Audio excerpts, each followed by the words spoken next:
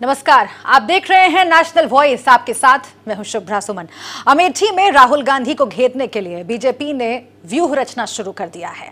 आधिकारिक रूप से अमेठी से उम्मीदवारी का ऐलान अभी पार्टी ने नहीं किया है, लेकिन जिस तरह कल अमेठी के मंच से पीएम नरेंद्र मोदी ने खुद स्मृति ईरानी के लिए क्रीज सजाई है, उससे ये बात साफ हो गई है कि मुकाबला राहुल बनाम स्मृति होने जा रहा है। नरेंद्र मोदी ने सीधे जनता से जुड़ने की कोशिश की और कहा कि भले ही पिछला चुनाव स्मृति हार गई हो, लेकिन वो अमेठी का दिल जीतने में कामयाब हो गई हैं। करीब आधे घंटे के अपने भाषण में पीएम मोदी ने राहुल गांधी से लेकर महागठबंधन तक पर निशाना साधा। राहुल के राफेल अटैक पर भी उन्होंने जवाब दिया और कहा कि राफेल पर पिछली सरकारें सोती रहीं, लेकिन अब नया विवाद राफेल से आगे बढ़कर राइफल तक पहुंच चुका है। मोदी ने कल अमेठी में Indo Russian rifle private limited का उद्घाटन किया। बताया जा रहा है कि आर्मी की पुरानी इंसास राइफलों को रिप्लेस करने के लिए इस ऑर्डिनेंस फैक्ट्री में रूस के साथ मिलकर 7.5 लाख AK-203 राइफलों का निर्माण होगा। ये ऑर्डिनेंस फैक्ट्री कोरबा में है। पीएम मोदी ने यह काम 8 और 9 साल पहले शुरू हो जाना चाहिए था, ये कहा। कोरबा की इस फैक्ट्री का पूर्ण इस्तेमाल नहीं किया गया है, उन्होंने ये भी कहा और बताया कि ये गवाह है कि पहले कैसे हमारी सेना की जरूरतों को नजरअंदाज कर दिया गया। उन्होंने ये भी कहा कि 2007 में जब फैक्ट्री का शिलान्यास किया गया तो कहा गया था कि 2010 से इसमें काम शुरू हो जाएगा।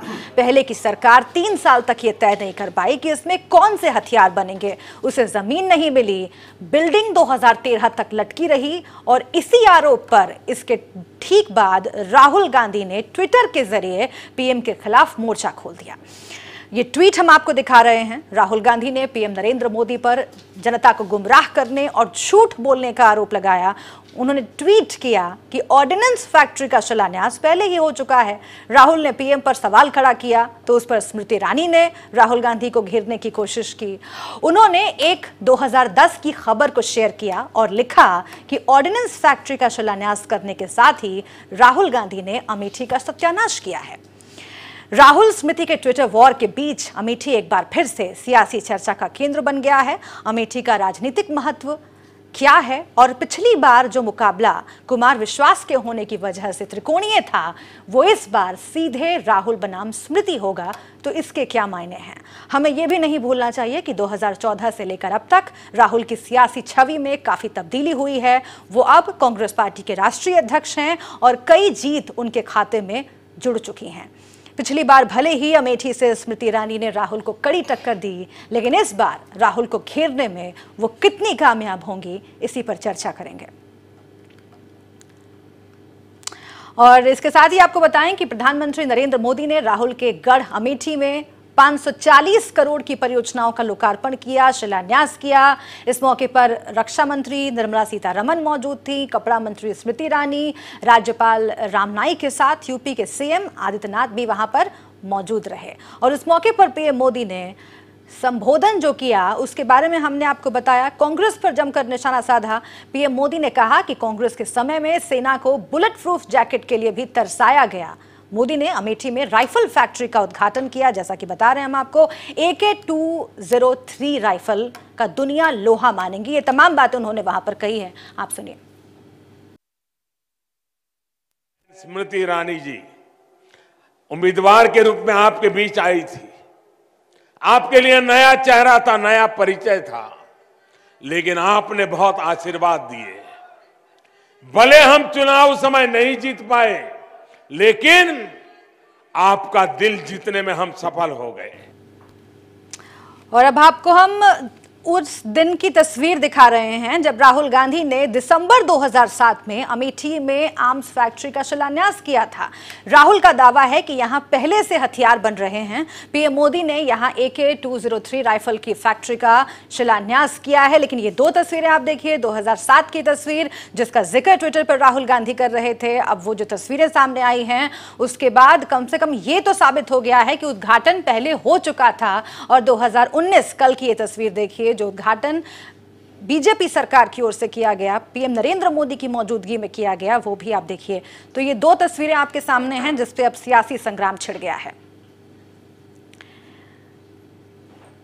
राहुल गांधी के ट्वीट पर घमासान मचा हुआ है। कांग्रेस समेत तमाम पार्टियों का क्या कहना है, ये आप सुन लीजिए।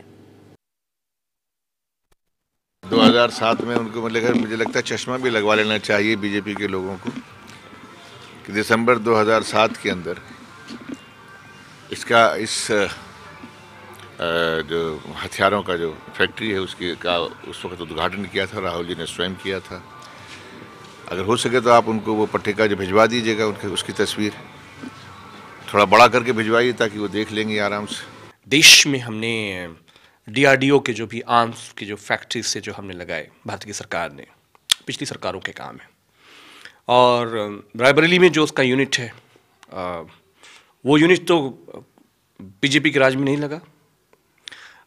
जो आप कह रहे हो कि AK सीरीज़ की जो राइफल्स है, वहाँ पे आप कोई नया काम करने जा रहे हो। हमें आप ये बताओ कि एक आपने नई फैक्ट्री कहाँ पे बनाई? देखिए, कांग्रेस पार्टी एक धोखेबाज पार्टी है और अमेठी की जनता को भी धोखा दिया और देश की जनता को भी धोखा दिया। नारियल फोड़कर भाग जाना, उसी तरह से गाली देकर भाग जाना, ये कांग्रेस का कल्चर है। नारियल तो आपने फोड़ा, लेकिन वो प्रोजेक्ट पूरा कब होगा उसकी कोई तिथि आपने तय नहीं की। वो लगातार बढ़ता चला गया और अब जब पूरे हो रहे हैं तो उस पर सवाल खड़े कर रहे हैं। तो देखिए, ये कोई पहला मौका नहीं है जब इस तरह के शिलान्यास पर या उद्घाटन पर सवाल खड़ा हुआ है। इससे पहले भी तमाम विपक्षी पार्टियां ये कहती रही हैं कि बीजेपी फीता काटती है, जो योजनाएं हैं वो पहले शुरू हुई हैं, उसका क्रेडिट लेने की कोशिश बीजेपी करती है। मोदी ने उधमपुर कटरा रेलवे लाइन का उद्घाटन शिलान्यास किया था, आपको याद होगा। पूर्व PM मनमोहन सिंह के कार्यकाल में वो प्रोजेक्ट शुरू हुआ था, उस पर भी विवाद हुआ। लद्दाख और उरी में हाइड्रो पावर प्रोजेक्ट का शिलान्यास नरेंद्र मोदी ने किया था, ये प्रोजेक्ट भी कांग्रेस के शासनकाल में शुरू हुआ था। साउथ एशिया की जम्मू और कश्मीर को जोड़ने वाली सबसे बड़ी टनल का उद्घाटन उन्होंने किया। इस प्रोजेक्ट का काम 23 मई 2011 में शुरू हुआ था, यानी कि कांग्रेस के कार्यकाल में। असम का धोला सादिया ब्रिज, आपको याद होगा, शिलान्यास PM नरेंद्र मोदी ने किया था। इस प्रोजेक्ट पर काम 2011 में UPA सरकार के समय शुरू हुआ था। ये हम आपको तमाम जो इंफॉर्मेशन है, जो आंकड़े हैं, इसलिए दिखा रहे हैं क्योंकि ये कोई विवाद नया नहीं है और जब बात अमेठी के विवाद पर होगी तो सवाल इन पर भी खड़े होंगे। अब कौन कौन से मेहमान हमारे साथ जुड़े हुए हैं हम ये आपको बता देते हैं और चर्चा की शुरुआत करते हैं। शरद त्रिवेदी हमारे साथ जुड़ गए हैं बीजेपी की ओर से, आपका बहुत स्वागत है।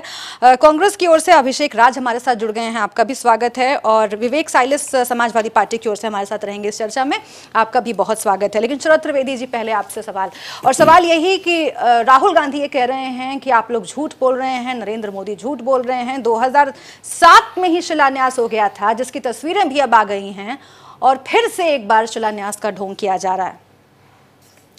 देखिए, शिलान्यास उन्होंने जब भी किया हो, पत्थर तो आप कहीं भी ले जाके लगा दीजिए, उसका कोई पत्थर के आगे क्या हो रहा है वो देखने वाली चीज़ है। और 2010 में जो इन्होंने शिलान्यास किया था, 2007 में किया था, उसके बाद वहाँ कौन सी गुलेल बनी है वो बता दें। और जो आसाम में पुल की आप बात कर रही हैं, उसका श्रेय मोदी जी ने नहीं लिया था। उसका जो भी उस समय के तत्कालीन जो प्रधानमंत्री होगा या जो भी शीर्ष नेता होंगे वही उसका अनावरण करेंगे। तो इसमें कोई गलत मोदी जी ने नहीं किया है। और सबसे बड़ी चीज़ ये है कि रायबरेली और अमेठी आज प्रधानमंत्री नहीं दे रहा है, लेकिन पिछले 50 साल में रायबरेली और अमेठी ने प्रधानमंत्री दिया है, या प्रधानमंत्री के परिवार के ही लोग वहाँ से इन दोनों जिलों से खड़े हुए हैं। तो उसके बाद इन दोनों जिलों का हश्र क्या है वो देखने वाली चीज़ है। और उससे भी बड़ी चीज़ है कि आज की तारीख में ये शिलान्यास करने की ज़रूरत क्यों पड़ रही है। आज जो है, जहाँ पे विश्व में बेहतर से बेहतर हथियार यहाँ बन सकते थे, आज हम फैक्ट्रियाँ लगवा रहे हैं। आज उन्हीं फैक्ट्रियों में एक हथियार बनता, उससे बेहतर हथियार बनता, उस पर शोध होता, एक से एक बेहतर हथियार बनते। जब से भारत आज़ाद हुआ है, एक भी कंप्लीट वेपन सिस्टम भारत में निर्माण नहीं किया गया है। ये भाजपा की सरकार तो पिछले 4 साल से है। एक भी कंप्लीट वेपन सिस्टम का निर्माण भारत में नहीं हुआ है। 35 साल से हम टैंक बनाने की कोशिश कर रहे हैं, जिसको फौज ने रिजेक्ट कर दिया है। जो आज भी हम लोग राफेल डील कर रहे हैं, हज़ारों लाखों करोड़ रुपए हमारा विदेश जाता है, क्योंकि हमारे यहाँ फैक्ट्रियाँ नहीं है। हमने अपने गुप्ता जी से सामान लेने को मना कर दिया। हम अमेरिकन गुप्ता जी से और यूरोपियन गुप्ता जी से हम सामान लेने को तैयार हैं। तो हमारे यहाँ आज फैक्ट्री लगाने की ज़रूरत क्यों पड़ रही है? आज क्या हम बंदूक नहीं बना सकते? कारगिल ऑपरेशन में जो बोफोर्स की जो गोले हैं वो हमारे वहां से साउथ अफ्रीका से हमारे हवाई जहाज जो हैं वहां से गोले लेके आ रहे थे। गोले हम नहीं बना सकते हैं। 62 की लड़ाई में आप हथियार तो छोड़िए, हमारे पास पहनने को कपड़े नहीं थे। तो जरूरत यह है कि क्या हमारी राष्ट्रवादी सोच थी? क्या हम लोगों ने आज हमको शिलान्यास और फैक्ट्रियों की जरूरत क्यों पड़ रही है? नरेंद्र मोदी ने ये तमाम बातें उठाई। उन्होंने कहा है कि राफेल अगर होता आज तो परिणाम एयर स्ट्राइक के कुछ और होते जी। और इस तरह की बातें वो लगातार कर रहे हैं। और अमेठी में भी उन्होंने की कि जो बुलेट प्रूफ जैकेट है वो सेना के पास नहीं रही और वो ऑर्डर नहीं किए गए। हमारी सरकार ने आते ही इस तरह का काम किया। राइफल की बात जो निकल रही है कि आयात करते रहे हैं हम, अब हम यहाँ से निर्यात करेंगे जो अमेठी में राइफल बनेंगे और ये अत्याधुनिक, सबसे ज़्यादा आधुनिक किस्म के ये हथियार हैं। लेकिन असल सवाल उन दावों पर है जो कांग्रेस कर रही है। ये जो सवाल है इस पर हम जरा देर में चर्चा करेंगे। पहले तो ये साफ हो जाए कि उद्घाटन आज हुआ है या उद्घाटन पहले हो चुका था? क्या जो दावा राहुल गांधी कर रहे हैं कि हथियार बन रहे थे वहां पर और बस अभी ढोंग किया जा रहा है फिर से एक बार शिलान्यास करके चुनावी लाभ लेने का? राहुल जी बताएं कौन सा हथियार बन रहा था, हम तो तैयार है सुनने को। ठीक है, बताएं सर। कांग्रेस पार्टी की ओर से हमारे साथ अभिषेक राज जुड़े हुए हैं, बताएं। देखिए ऐसा है, सबने देखा और फोटो भी आ गई है बाहर की 2007 में उसका उद्घाटन हुआ था और लाइट वेपन वहाँ पे बन रहे थे। तो मोदी जी को जब चुनाव का वक्त आता है रैली करके और फैक्ट्री का शिलान्यास करना, ये उनकी सोच दर्शाता है किस तरीके की है। सीधी सीधी पब्लिसिटी और मार्केटिंग का काम करते हुए उन्होंने देश की सुरक्षा पे भी राजनीति करी है और इसमें कोई दोहराए नहीं है। इसके बहुत उदाहरण है, पहले भी हैं। अभी एक पुलवामा वाले हमले में भी राजनीति कर रहे थे, उसके पहले भी कई ऐसे इंस्टेंस आए जब उन्होंने राजनीति करी है। तो भारतीय जनता पार्टी के लिए कोई नई बात नहीं है, इनका ये कैरेक्टर है। इस तरीके से वोट पाने के लिए, अपना बूथ मजबूत करने के लिए। लेकिन अभिषेक जी, ये जो कह रहे हैं नरेंद्र मोदी, जो कल उन्होंने कहा था, उन्होंने ये कहा कि भाई अभी तक जमीन भी आवंटित नहीं हुआ था। एक ये बात कह देना कि देखिए यहाँ पर फैक्ट्री लगेगी, वादा कर देना जनता से एक बात है, लेकिन वहां पर अगर उस ऑर्डिनेंस फैक्ट्री के लिए जमीन नहीं अलॉट किया गया है या फिर हथियार बनने शुरू भी नहीं हुए हैं, तो ऐसे वायदे का, ऐसे घोषणा का क्या मतलब है? नरेंद्र मोदी जी तो किसी भी चीज का दावा कर सकते हैं। वो तो नोटबंदी के बाद उन्होंने अपने आप से एक आंकड़ा रिलीज कर दिया था, आज तक आंकड़ा सार्वजनिक हुआ जब उसके बाद उनके आंकड़े में लाल किले से जो उन्होंने बोला था और जो आंकड़ा आरबीआई के से रिलीज किया गया था उसमें कितनी समानता है सबको पता है। कांग्रेस ने इस देश पे 6 दशक हमने अपनी सरकार चलाई और सरकार चलाने के बाद हमने जो कार्य किए वो सबके सामने हैं। हमारे सरकार के दौर में कई लड़ाइयाँ लड़ी गई और कारगिल की लड़ाई वाजपेयी जी के कार्यकाल में लड़ी गई। तो कांग्रेस के ही द्वारा जो तैयारियां करी गई थी, हमारी सरकार के वक्त जो फैसले लिए गए थे, तो कोई असलाह बारूद एक दिन में तो आ नहीं गया था लड़ाई लड़ने के लिए। या मोदी जी अभी जो पाकिस्तान से हम लड़ाई लड़ने के लिए तैयार हैं, चीज़ें करने के लिए तैयार हैं, ये पहले की सरकारों द्वारा जितने काम किए गए हैं, चाहे वो हमारी सरकार हो चाहे वाजपेयी जी की सरकार हो, सबको ही क्रेडिट आता है। हर कोई भी ऐसी सरकार नहीं होती है जो काम नहीं करना चाहती देश की सुरक्षा के लिए, कड़ी से कड़ी और मजबूत करना चाहती है देश की सुरक्षा, मगर उस पर राजनीति करना ये बहुत दुखद है। असम का आपने जिक्र किया, जम्मू कश्मीर का जिक्र किया, लेह लद्दाख का जिक्र किया, ऐसे कई इंस्टेंस हैं जहां मोदी चले जाते हैं, फीता काट देते हैं। क्या वो ये बता सकते हैं कि उनके कार्यकाल में कौन सी एक नई फैक्ट्री बनी या कौन सा एक नया इंजीनियरिंग कॉलेज बना या कौन सा वो एम्स के दावे करते थे, कौन से मेडिकल कॉलेज बने या कौन से रिसर्च इंस्टीट्यूट्स बन गए? डीआरडीओ की बात करते हैं आप, एचएएल को, आप जब एचएएल की विश्वसनीयता पर आपके जो रक्षा मंत्री वो सवाल उठा देती हैं, आप बाहर की कंपनी, प्राइवेट कंपनीज को आप काम करने के लिए केटर कर रहे हैं, आपको अपने खुद के जो सरकारी संस्थान है उन पे भरोसा नहीं है और आप इस तरीके की बातें चुनाव के एकदम पहले जाकर वहां पे करते हैं राजनीति के लिए। स्मृति ईरानी जी चुनाव जरूर बेशक वहां के लड़ सकती है, हर व्यक्ति को अधिकार है चुनाव लड़ने का, मगर उसका परिणाम क्या होने वाला है ये सबको पता है। मोदी जी भी जानते हैं और स्मृति ईरानी जी भी जानती हैं। ट्विटर वार छिड़ा हुआ है आजकल स्मृति ईरानी और राहुल गांधी के बीच में, और उसमें यही कहा जा रहा है कि देखिए फैक्ट्री जो है पहले से थी लेकिन उसमें काम नहीं हो रहा था। ये कहा गया स्मृति ईरानी की ओर से, उन्होंने कहा कि आपने शिलान्यास नहीं बल्कि सत्यानाश किया है। तो इस तरह का जो वॉर है उससे एक तो बात साफ हो गई है कि अमेठी में जो क्रीज सेटिंग है वो बीजेपी कर रही है और कांग्रेस ये कह रही है कि चुनाव से पहले ये सिर्फ एक प्रोपेगेंडा करने की कोशिश है ताकि लाभ लिया जा सके। लेकिन विवेक साइलस मैं आपके पास आती हूँ क्योंकि महागठबंधन को लेकर के बहुत सारी बातें हैं। नरेंद्र मोदी ने उस मंच से भी कही और पहले भी कहते रहे हैं कि दरअसल ये मिलावट वाला गठबंधन है। ये जो वॉर छिड़ा हुआ है ट्विटर पर, इसके बारे में क्या? क्योंकि अगर पहले से फैक्ट्री का उद्घाटन हुआ भी है लेकिन वहां पर हथियार नहीं बन रहा है, वहां पर जमीन भी ठीक ढंग से अलॉट नहीं की गई है, तो क्या नए सिरे से उद्घाटन करना, इसको आप कैसे देखते हैं? जी, पहले तो 2 लाइन गठबंधन पे बोल देता हूँ। उन्होंने महामिलावट कहा, वो भी लोकसभा के अंदर, जो कि उनको लोकसभा के अंदर कम से कम बैठ के एक पवित्र मंदिर जो कि संविधान का है, उस वहां नहीं बोलना चाहिए था। और जहां तक गठबंधन की बात है, तो अगर आप उनका जो मेन एस पार्टी है शिवसेना, उसको देखिए। शिवसेना ने खुद अपनी पत्रिका में लिखा था सामना में कि प्रधानमंत्री चोर हैं, और उसके बाद भी उन्होंने जाके वहां गठबंधन किया। तो वो क्या गठबंधन है वो मोदी जी खुद ही बता देंगे।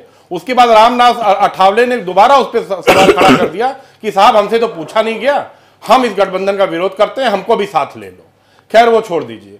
जहां तक अमेठी की बात है, अगर 5 साल से कुछ नहीं हुआ था, जैसे अब खुद आपने कहा, भारतीय जनता पार्टी इस बात को क्लेम करती है कि 2013 के बाद वहां कुछ नहीं हुआ, जमीन तक अलॉट नहीं हो पाई, तो भैया 2014 में आपकी सरकार आ गई थी।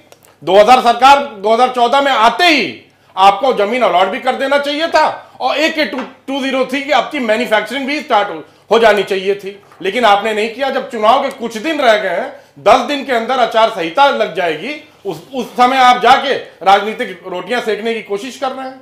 देखिए, भारतीय जनता पार्टी की, शुभ्रा जी, ये परंपरा रह चुकी है। अगर आप लखनऊ मेट्रो देखिए, जिसका ट्रायल रन हमने किया था, उसका जाके फीता काट के बताने लगे कि हमारी परियोजना है। अगर आप मेट्रो देख लीजिए, नोएडा, ग्रेटर नोएडा, गाजियाबाद की, वहां भी प्रधानमंत्री पहुंच के अपना बताने लगते हैं। उसके बाद मैं उत्तर प्रदेश की ये बात करता हूं, बाहर नहीं जाता हूं। 13.5 किलोमीटर का जो हिंडन पे ओवर ब्रिज हमने गाजियाबाद से दिल्ली को जोड़ने का किया है, जनता को इतनी सुविधा मिली है, वहां भी पहुंच जाते हैं कि हमारी योजना है। इकाना स्टेडियम जो लखनऊ के अंदर हमने बनाया, जहां पर इंडिया वेस्ट इंडीज का मैच हुआ, उसको भी इन्होंने अपना बता दिया। आगे वहां IPL भी होगा। अब हम तो सुन रहे हैं। अब सबसे बड़ी बात यह है, इतना क्लेम करते हैं। देखिए, जब समाजवादियों की सरकार थी तो पूर्वांचल एक्सप्रेसवे जो बन रहा है, उसकी 70% एक्विजिशन यूपीडा ने कर ली थी।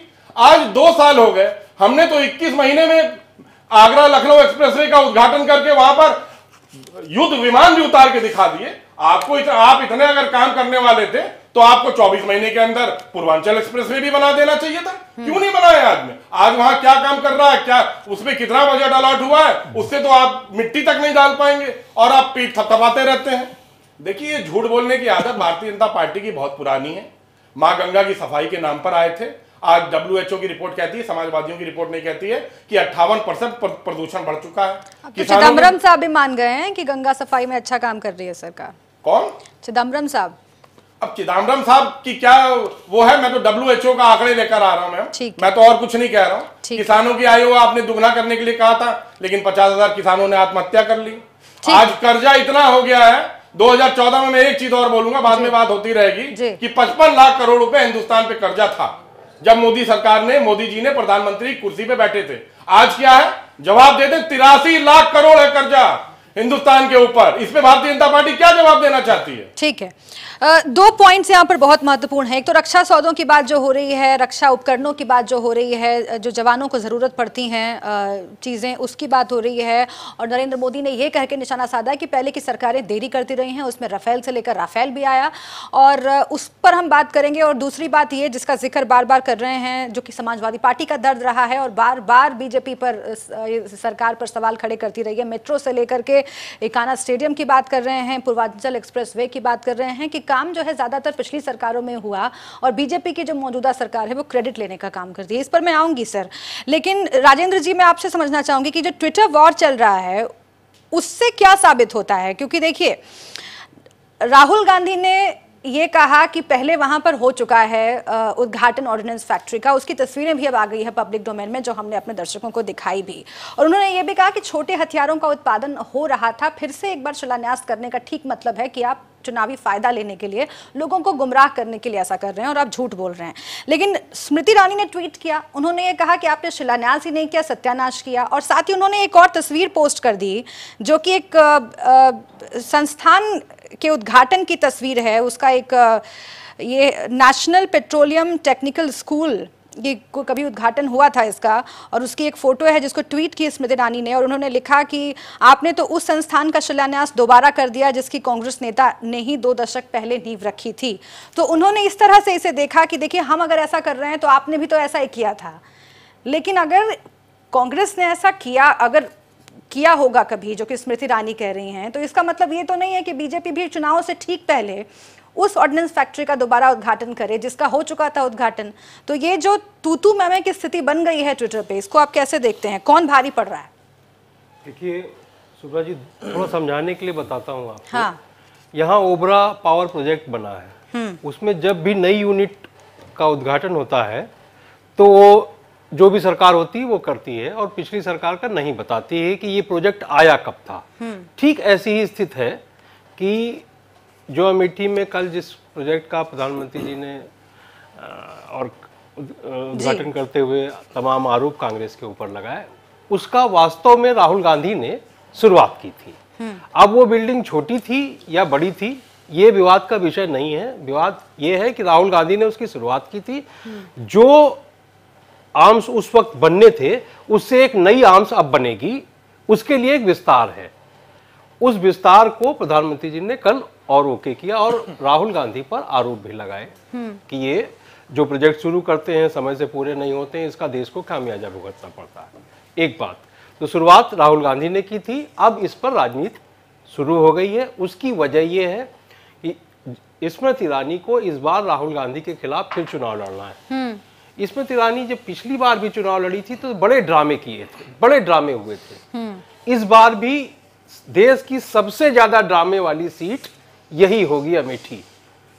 और इसकी शुरुआत आपने अभी देखी कि एक ट्विटर पर उन्होंने पेट्रोलियम का जो संस्थान सतीश शर्मा ने इसका शुरुआत करने की पत्थर रखा था, वो अब वहां से शिफ्ट हो चुका है, पर वो पत्थर रखा है अभी भी। अब उसको लेके एक नया विवाद इन्होंने शुरू किया। तो इस तरह के ड्रामे विवाद लगातार होते रहेंगे आगे चुनाव में, इसका माइलेज लेने के लिए कि राहुल गांधी से हम बहुत मजबूती से लड़ रहे हैं।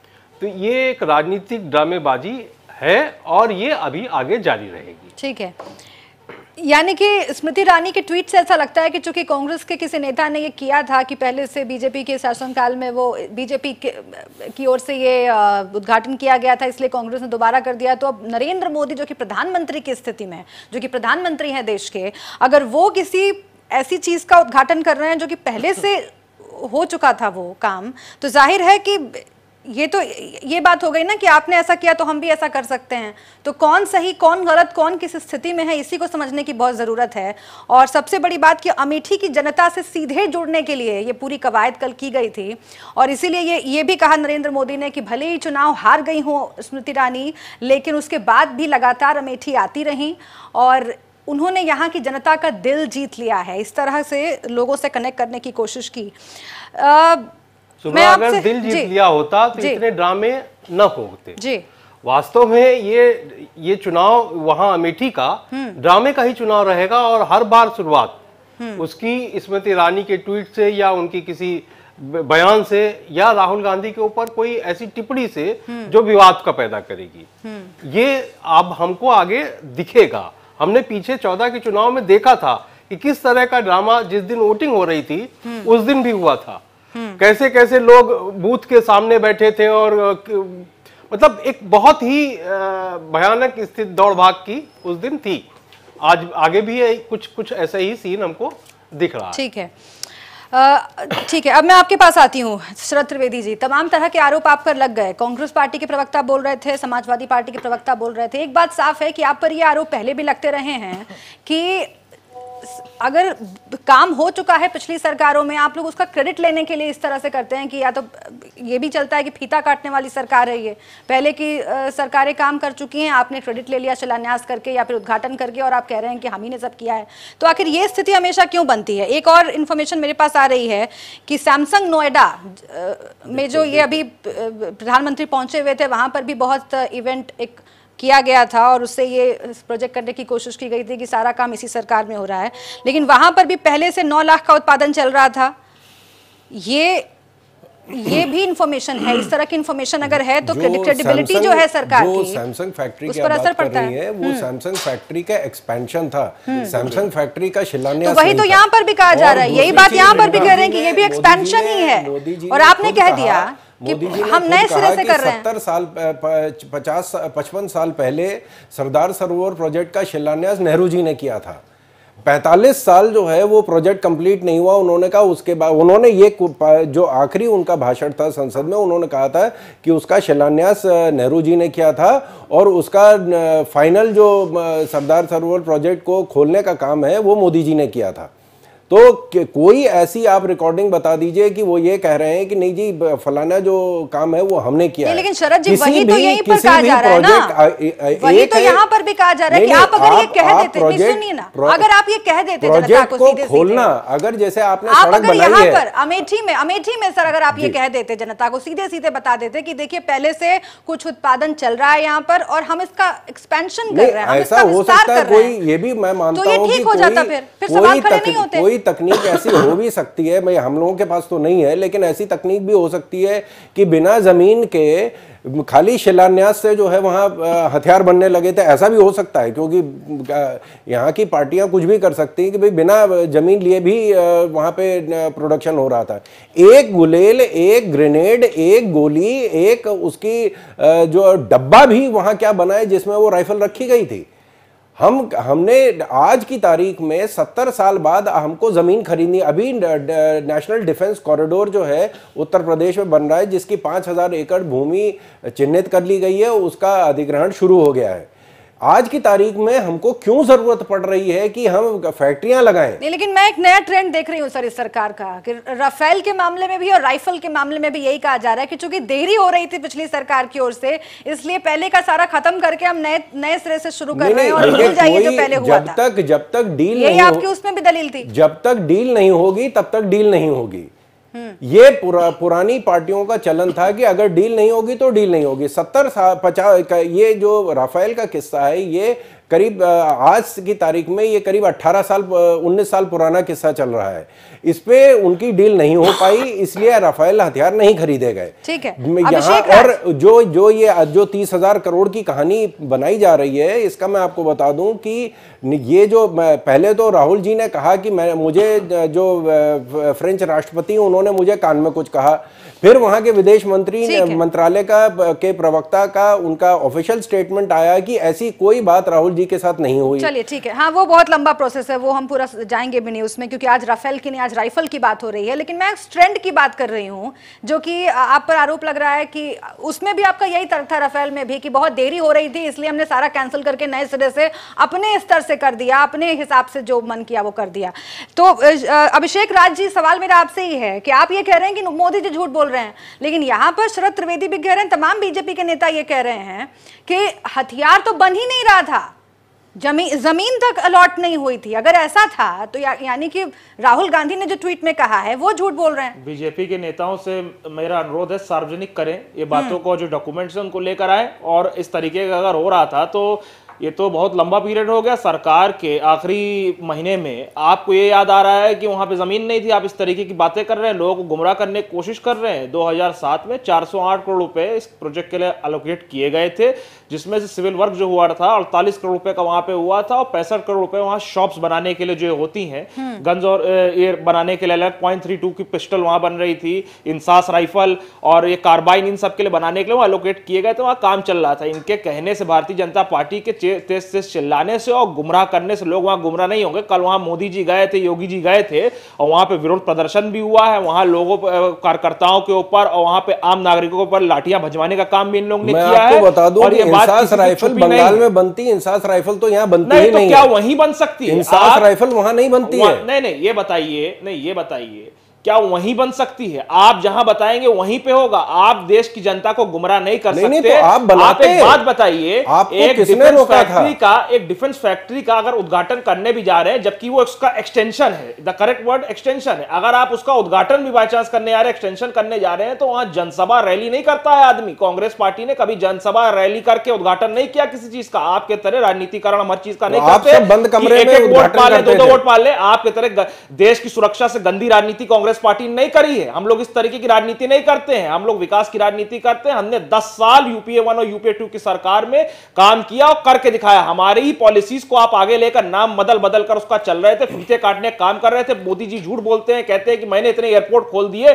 कांग्रेस के यूपीए के रिजाइम में वो एयरपोर्ट एलोकेट किए गए थे, उनका काम कंप्लीशन है। कांग्रेस अगर 2011 में कोई प्रोजेक्ट आया तो कोई हवा पानी की बात नहीं है कि 10 दिन के अंदर 15 दिन के अंदर प्रोजेक्ट कंप्लीट हो जाता है। 2013 में अगर कोई प्रोजेक्ट कांग्रेस लेकर आती है तो कोई 15 दिन में प्रोजेक्ट नहीं कंप्लीट होते। स्वाभाविक सी बात है कि उसको कंप्लीट होने में 2-2.5 साल 3 साल का वक्त लगेगा और आपकी सरकार आते आते वो कंप्लीट हुआ, आपने उसका इनॉग्रेशन किया। तो क्रेडिट खाने का जो काम है वो बंद कर दे। वाजपेयी देरी जी आप के लोगों टाइम की भी तरफ काम से हुए थे। होती है। अभिषेक जी ये लोग कह रहे हैं कि देरी आप लोगों की तरफ से होती है, इसलिए इनको मौका मिल जाता है ये कहने का कि देखिए घोषणा हो गई थी, काम हो ही नहीं रहा था। तो जब तक डील नहीं होगी तब तक डील नहीं होगी। राफेल की अगर ये लोग से बात लेके करते हैं, जीजा जी तक जहां भी पार्टी जाती है वहां स्कैम हो जाता है। की अगर आप लोग बात करते हैं, एचडीडब्ल्यू सबमरीन डील में स्कैम हुआ, हवा में एयरबस में स्कैम हुआ, जमीन में बोफोर्स में स्कैम हुआ, इधर आपके हेलीकॉप्टर डील में स्कैम हुआ। आपकी हिम्मत है तो जेपीसी क्यों नहीं लेकर आए? हिम्मत आपके अंदर नहीं है आपने क्योंकि आपको आपने मालूम है कहा उसमें कि कुछ आपने काला किया हुआ। आपने कहा कि हम कैग की रिपोर्ट चाहिए। मछली बाजार में मछली सुप्रीम कोर्ट को आप मानने को तैयार नहीं है। सुप्रीम कोर्ट को आप मानने को तैयार नहीं है। आपने कहा हमें कैग की रिपोर्ट चाहिए।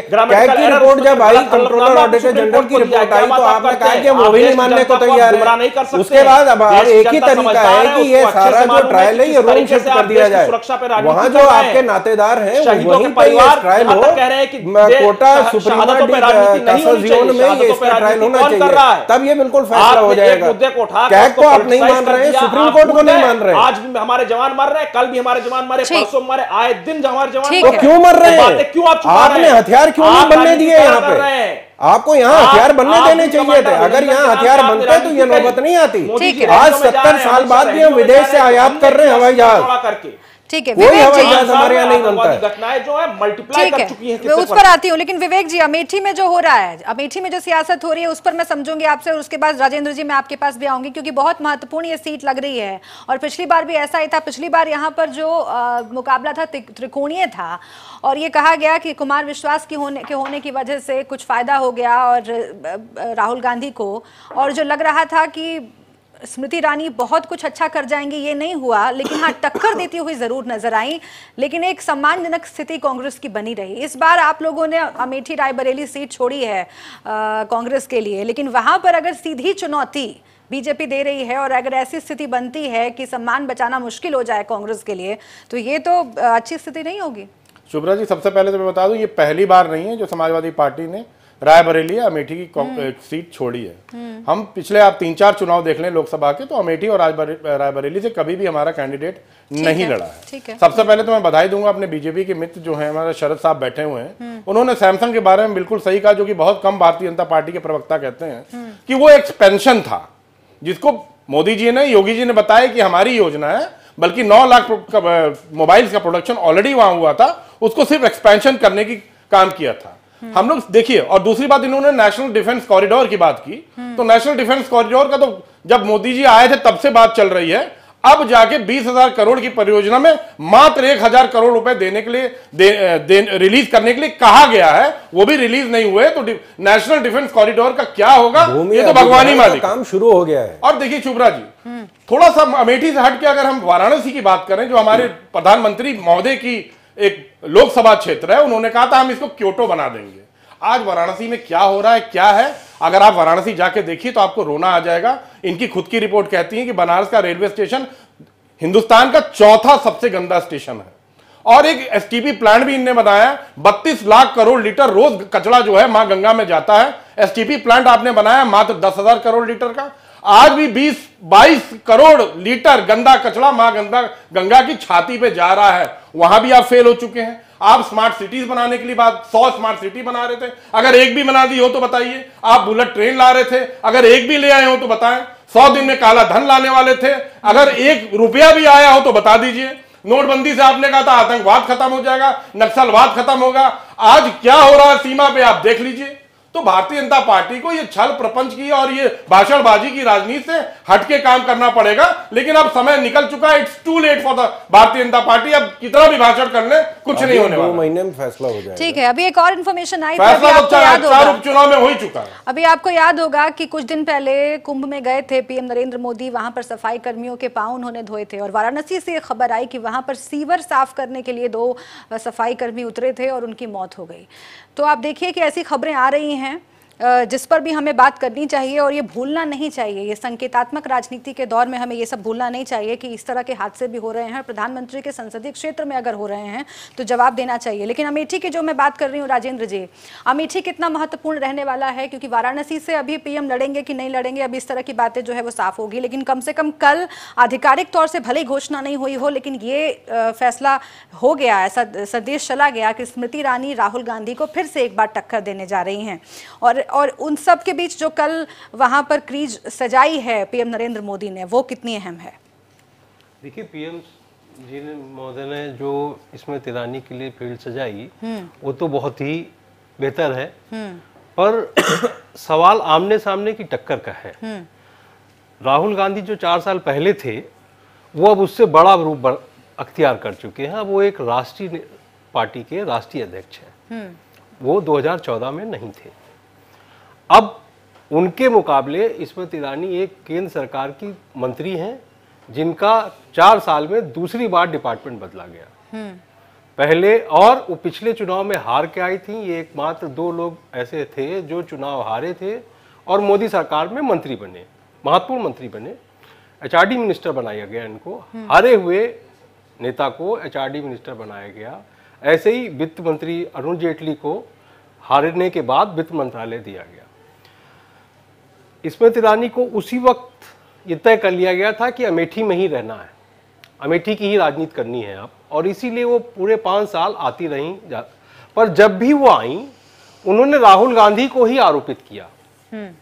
उनके परिवारवाद को लेकर आरोप लगाए और हर बार मतलब पब्लिक कनेक्ट राहुल गांधी को बुरा भला कह के उन्होंने बनाने का प्रयास किया है। अब ये जो प्रयास है ये भी और आगे तीखा रूप लेगा। उसमें अमेठी की जनता को तय करना है कि हमको क्या करना है। और अधिकतर जो हम लोगों ने राजनीति में देखा है कि जैसे चंद्रशेखर जी बलिया से चुनाव लड़ते थे, तो बलिया में उनकी बहुत खराब स्थिति होने के बाद भी बलिया के लोग उनको हर बार जिताते थे कि एक राष्ट्रीय नेता है, इनका हारना ठीक नहीं। तो ठीक स्थिति कुछ ऐसी ही बनेगी अमेठी में। अच्छा, प्रधानमंत्री का वहां पर रैली करना कितना फायदा बीजेपी को पहुंचा सकता है? क्योंकि पिछली बार भी मुझे याद है कि अमेठी में रैली की थी प्रधानमंत्री नरेंद्र मोदी ने, स्मृति ईरानी उनके साथ मौजूद थी। लेकिन उस वक्त एक अलग परिस्थिति थी। उस वक्त वो प्रधानमंत्री नहीं थे बल्कि प्रधानमंत्री पद के उम्मीदवार थे, खुद वो याचक के तौर पर आए थे। लेकिन आज जब ये स्थिति है, जो कल रैली हुई, उसमें एक बात साफ है कि प्रधानमंत्री के तौर पर अगर पीएम वहां पर आ रहे हैं, उस जगह को महत्व दे रहे हैं, वहां के मुद्दों को महत्व दे रहे हैं, वहां की जनता से सीधे जुड़ने की कोशिश कर रहे हैं, तो उससे राहुल गांधी को कितना चिंतित होने की जरूरत है? राजेंद्र जी देखिए, एक बात आप जानिए, सरकार अगर अपने कैंडिडेट को जिताना चाहे तो पब्लिक विरोध कर देती है। इसका बहुत हालिया उदाहरण ये है कि गोरखपुर में जो सीट खाली हुई उस पर मुख्यमंत्री जी अपने कैंडिडेट को जिताने के लिए बहुत मेहनत किए, पर वो हार गया। तो जहां जहां जब जब सरकार जिताने के, और इसके पहले उत्तर प्रदेश में कई ऐसे स्टांस रहे हैं। मायावती के पीरियड में एक विजय मिश्रा हुआ करते थे, उनको हराने के लिए सरकार लगी और विजय मिश्रा निर्दलीय चुनाव जीत गए, क्योंकि पब्लिक खड़ी हो जाती है कि साहब इस व्यक्ति को सरकार जिताना चाहती है। तो कुछ उसी तरीके से थोपा थापी स्मृति ईरानी को लेके अमेठी में हो रही है। ठीक है, लेकिन अभिषेक जी, ये भी हमें नहीं भूलना चाहिए कि स्मृति ईरानी, जैसा कि पीएम भी जिक्र कर रहे थे, कि हारने के बाद भी लगातार अमेठी से जुड़ी हुई रही। ये बहुत महत्वपूर्ण है। देखिए, कुमार विश्वास हारे थे, उसके बाद वो वहां नजर नहीं आए, वो दूर हो गए, बोरिया बिस्तर समेट के वो चलते बने। लेकिन स्मृति ईरानी वहां पर डटी हुई रही, वहां के लोगों से इंटरेक्शन करती रही, जुड़ी हुई रही, मुद्दों पर बात करती रही, कई तरह की सौगातें देती रही। और अब देखिए पीएम खुद आए हैं, तो सीधे टक्कर देने की तैयारी पूरी कर ली है बीजेपी ने। देखिए, सौगातें देते रहे, जुमलेबाजी करते रहे, झूठ बोलते रहे खुलकर, ये तो भारतीय जनता पार्टी का कैरेक्टर है। उन्होंने क्या जमीन पे डिलीवर करके दिया वहां के लोगों को, ये मेन बात होती है। केंद्र में सरकार आपकी, प्रदेश में सरकार 2 साल से आपकी, आपने जमीन पे क्या दिया? शून्य, कुछ भी नहीं दिया आपने। और जहां तक कांग्रेस पार्टी के टेन्योर की बात है, राहुल जी का tenure as a member of Parliament, तो वहां पे कितनी फैक्ट्रियां हैं, कितने प्लांट्स लग चुके हैं, कितने इंजीनियरिंग कॉलेजेस हैं, पेट्रोलियम इंस्टीट्यूट्स हैं, ये सबको मालूम है, ये कोई छुपी बात नहीं है। उसकी फोटो उठा के मोदी जी देख ले फिर से एक बार, वहां रैलियां करते हैं। और जहां तक कुमार विश्वास के फैक्टर और तमाम लोगों के फैक्टर की बात रही, राहुल जी को वहां 4,08,000 के तकरीबन वोट मिले थे। स्मृति ईरानी 3,07,000 वोट पाई थी और बसपा कैंडिडेट 50,000 और कुमार विश्वास 25,000, सब इनकी जमानतें जब्त हो गई थी। इनको टोटल भी कर लें तब भी उसके करीब नहीं पहुंच पा रहे थे। और अब की आप परिणाम देखिएगा, स्मृति ईरानी 50,000 के अंदर वहां सिमट जाएंगी। देखिए, देश की जनता बहुत भली भांति समझती है कि किस तरीके से भ्रमित करके, राजनीति करके, आप ये बताएं जमीन पे जाके कि आपने क्या किया, आपकी सरकार ने क्या किया, आपने एचआरडी मिनिस्टर की हैसियत से क्या किया, कपड़ा मंत्रालय में आपने कपड़ा मंत्री की हैसियत से क्या किया, आपने क्या काम किया, आपको ये वहां जाकर बताना चाहिए, ना कि राहुल गांधी जी को आप वहां जाकर ब्लेम करें। वहां के लोग आपसे सवाल पूछ रहे हैं कि जिस नेता पर हमने काम किया है, सबने देखा, तभी हम वक्त से भरोसा किया, तभी आज तक हमसे कोई कुछ नहीं पा रहा है। कांग्रेस पार्टी ने वहां काम किया, तभी वो सीट हम जीत रहे हैं बार बार। और जहां कहने की बात यह है कि भारतीय जनता पार्टी जिस तरीके की राजनीति कर रही है इस वक्त, ये देश की जनता को समझ आ गया, भ्रमित नहीं कर सकते। वहां की पॉपुलेशन का इमोशनल कनेक्ट भी है कांग्रेस के साथ, और वहां के लोग कांग्रेस के लिए जी जान से जुटते हैं। इन्होंने भ्रमित करने की जरूर कोशिश करी 2014 में, स्मृति ईरानी को 3 लाख वोट मिले, मगर वो परिणाम नहीं होने जा रहा है। मोदी जी एक नहीं, अमित शाह 10 रैलियां कर ले, योगी जी वहां रैलियां कर ले, वहां क्या परिणाम होगा इनको अभी पता है। तो झूठ बोलने से और चिल्लाने से वहां कुछ नहीं होगा। शरद जी, ये बात मैं आपको एक बात नहीं, लेकिन ये बात भी ये फैक्टर भी आप याद रखिएगा कि राहुल गांधी, पिछली बार जो राहुल गांधी थे इस बार वो नहीं है। ये तमाम विश्लेषक मानते हैं कि कई जीत उनके खाते में अब ऐड हो चुकी है, जिसका हम जिक्र कर रहे थे, और पहले से ज्यादा वो मैच्योर हो गए हैं, ये भी उन्होंने कई बार सबूत दिया है। तो इस बार पहले वाले राहुल गांधी ये तो मान के आप नहीं चल रहे ना? नहीं, देखिए, जो इनकी सहयोगी पार्टियां थी, जो इनके साथ खड़ी थी, इनको जैसे अभी हमारे मित्र जो समाजवादी पार्टी से, उन्होंने भी कहा कि जो 2 सीटें ये छोड़ देते हैं। तो आप ये सोच लीजिए कि जो सबसे बड़ी पार्टी थी एक ज़माने में और जो सबसे पुरानी पार्टी आज की तारीख में है, वो वो दया के पे निर्भर है कि उसको 2 सीटें उसके लिए छोड़ दी जाती हैं। तो वहाँ कोई वोट डिवीजन नहीं होता है, क्योंकि वो एक दान में जो है ये 2 सीटें दे दी गई कि आप इसमें जो करना आप कर लीजिए। समाजवादी पार्टी की बात छोड़ रहे हैं, हम आपके लिए छोड़ रहे हैं। तो आज ये हालत है कि आप इस पर मैं छोटा सा जवाब ले लेती हूँ। 2 सीटों पे हम बहुत बड़ी पहलवानी दिखा देंगे। ये 2 सीटें आपके लिए छोड़ दी गई। छोड़ क्यों देते हैं आप? मार्जिन भी तो देखिए। ठीक है, विवेक जी से जवाब ले क्षेत्र से आप हो गए हैं। मैं फिर से एक बार आ रही हूँ आपके पास, शरद जी, लेकिन जो आपने ये सवाल पूछा है, जरा जल्दी से मैं एक क्विक रिएक्शन लेती हूँ विवेक जी से। क्यों छोड़ देते हैं भाई सीटें, विवेक जी? देखिए, जहां तक कांग्रेस की बात है, कांग्रेस के बड़े लीडर हैं राहुल गांधी भी, राष्ट्रीय अध्यक्ष है, सोनिया जी का हम दोनों का सम्मान करते हैं, शिष्टाचार करते हैं। तो एक वो तो कह रहे हैं कि दया भाव से छोड़ ना काहे की दया, हम कांग्रेस के साथ कब कितना रहे हैं, कितनी बार हमने सरकार बनाई है, दुनिया जानती है। हम कांग्रेस से हमेशा बाहर रहे हैं, हमेशा बाहर लड़े हैं कांग्रेस के विरोध। लेकिन राजनीतिक शिष्टाचार भी एक चीज होती है, एक सम्मान भी चीज होती है। उस सम्मान राहुल जी का और सोनिया जी का, दोनों का समाजवादी पार्टी सम्मान करती है। उस सम्मान के तहत हम आज नहीं, पिछले 4-5 चुनाव से वहां अपना कैंडिडेट नहीं लड़ाते हैं। जहां बहुजन समाज पार्टी की बात है, अभिषेक जी ने सही कहा, बहुजन समाज पार्टी हमेशा वहां से अपना कैंडिडेट फील्ड करती रही है, जो इस बार नहीं कर रही है। और मैं आपको बता दूं, पिछले चुनाव में दोनों पार्टियां हार गई थी, खानदान जीते थे। कांग्रेस का पूरा खानदान जीत गया था और सपा का खानदान जीत गया था, पार्टियां दोनों हार गई थी। ये हालत और दया पे अभी कांग्रेस जो है वो आखिरी सांसें ले रही है उत्तर प्रदेश में, दया पे जिंदा है। 2 सीटें इनको दान में दे दी जाती हैं कि आप इसमें कर लीजिए, उसके बाद जो बाकी हम खुद ही निपट लेंगे। सरकार में आए, इतना अहंकार, इतना घमंड उत्तर प्रदेश में आपको पहले झारखंड मिला, इतना घमंड, इतना अहंकार छत्तीसगढ़ और मध्य प्रदेश में आपके साथ खड़े होने को तैयार नहीं थे। ठीक है, लेकिन जो सवाल खड़ा किया अभी साइलेंस जी ने, उसका जवाब भी दीजिए जरा आप, शरद त्रिवेदी जी। ये पूछ रहे हैं कि हमेशा जो पहले की सरकारें होती है उनका क्रेडिट आप लोग क्यों ले लेते हैं? कान्हा स्टेडियम, पूर्वांचल एक्सप्रेस किसी भी या फिर मेट्रो यहाँ लखनऊ में जो शुरू हुई, उसका ये कह रहे हैं कि ये सब तो हमने काम किया था, आप कहते हैं कि हमने किया है। जो उस समय दल सत्ता में हो गए या जो उस समय मुख्यमंत्री हो गए, प्रधानमंत्री हो गए, वही उसका अनावरण करेगा। जो जैसे मैंने आपको बताया, सरदार सरोवर प्रोजेक्ट जो है, मोदी जी ने खुद कहा कि नेहरू जी ने उसका शिलान्यास किया था और फाइनल जो उसका जो खोलने का काम है वो मोदी जी ने किया, उन्होंने खुद कहा है। हम किसी का क्रेडिट नहीं ले रहे हैं, लेकिन योजना जो जैसे आपने जवाहर टनल की बात करी, वो शुरू उन्होंने किया था, लेकिन अब वो सत्ता में नहीं है। जो हमारे बहुत सी योजनाएं जो अटल बिहारी जी के समय में शुरू हुई थी, उसका शिलान्यास उन्होंने किया था। जब वो चालू की गई तो उसकी कांग्रेस सरकार ने किया। ये सामान्य सी बात है कि मतलब आपने शिलान्यास किया है, आप सत्ता में नहीं है तो आपको दोबारा बुला के कहा जाए कि नहीं आप इसका अनावरण करिए क्योंकि शिलान्यास आपने किया। हमारी बुराई करते हैं। आ रही है उसके बाद आपके पास अभिषेक जी।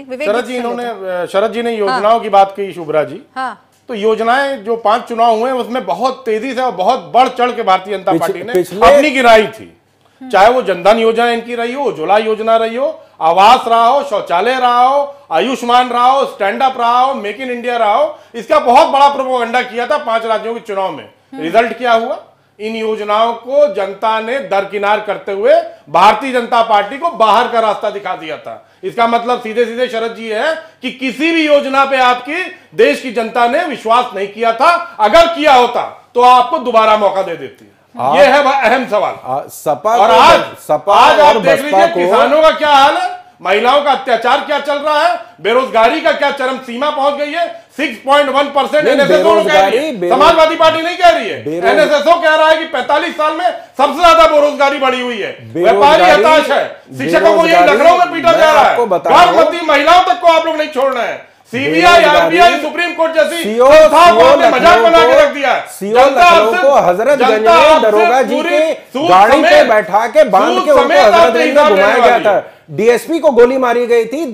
सीओ लखनऊ के हजरतगंज के सीओ को आपकी जो माननीय कार्यकर्ताओं ने पूरे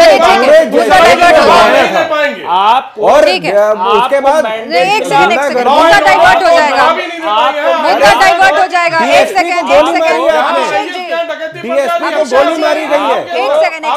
डीएसपी को गोली मारी गई है। लॉ एंड ऑर्डर पर नहीं जाएंगे आज, लॉ एंड ऑर्डर पर नहीं जाएंगे। लेकिन अभिषेक जी आप जवाब दीजिए सर, आपको भी जवाब देना पड़ेगा। जवाब इस बात का दीजिए जिसका जिक्र बार बार मोदी जी कर रहे हैं कि राफेल अगर होता तो आज परिणाम कुछ और होते एयर स्ट्राइक के, ये वो कह रहे हैं। अब राफेल के साथ साथ राइफल भी जुड़ गया है कि राइफल अभी तक बना के नहीं दे पाए आप लोग, घोषणा सिर्फ कर दी। बुलेट प्रूफ जैकेट की वो बात कर रहे हैं कि आप लोगों के शासनकाल में नहीं आ पाया। सेना की जो जरूरतें हैं उसको नजरअंदाज किया। सेना के मुद्दे पे जो बहुत गंभीर मुद्दे हैं, जो इस तरीके से हाईलाइट नहीं होने चाहिए कि देश दुनिया को गा गा के सुनाना चाहिए, ये सब बहुत गंभीर बातें हैं, इनको गाना नहीं चाहिए, मगर उसको गा के राजनीति करने का कार्य जो कर रहे हैं वो बहुत गलत है। मोदी जी ने हमारे वहां कमांडर जब फंसे तो उनकी जानकारी न्यूज चैनलों पे दे दी कि फला राज्य से आते हैं। ये सब बातें शोभा नहीं देती हैं। कुछ क्लॉजेस होते हैं सीक्रेसी के, उसको मेंटेन करके रखना चाहिए। शायद उनको मालूम नहीं है, 5 साल होने को आ गए प्रधानमंत्री होते हुए उनको, मगर अभी भी उनको तरीका नहीं पता है किस तरीके से प्रोटोकॉल क्या होता है प्राइम मिनिस्टर का, मुझे लगता है।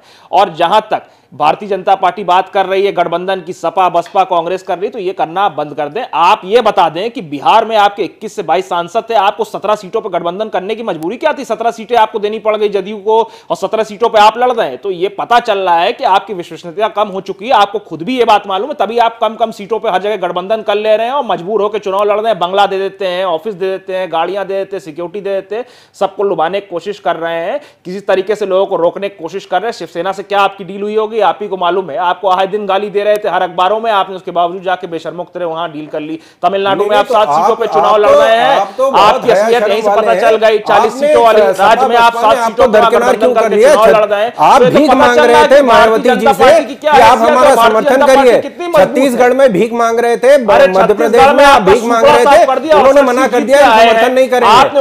आज आप टोकरा लिए घूम रहे हैं, ना सपा के साथ खड़े होने को तैयार है, ना बसपा होने को तैयार है। और आज भी की तारीख विधानसभा में क्षेत्र ये की क्या स्थिति है, तरह लोकसभा सपा क्षेत्र या की क्या बसपा आपके स्थिति है, साथ सबको मालूम समझौता था। कर ले। तभी कांग्रेस को वहां मैंडेट मिला, 68 सीटें कम नहीं होती, आज आप क्यों पराये आश्रय मांग रहे हैं? गायब कर दिया। आप खुद क्यों नहीं लड़ रहे थे?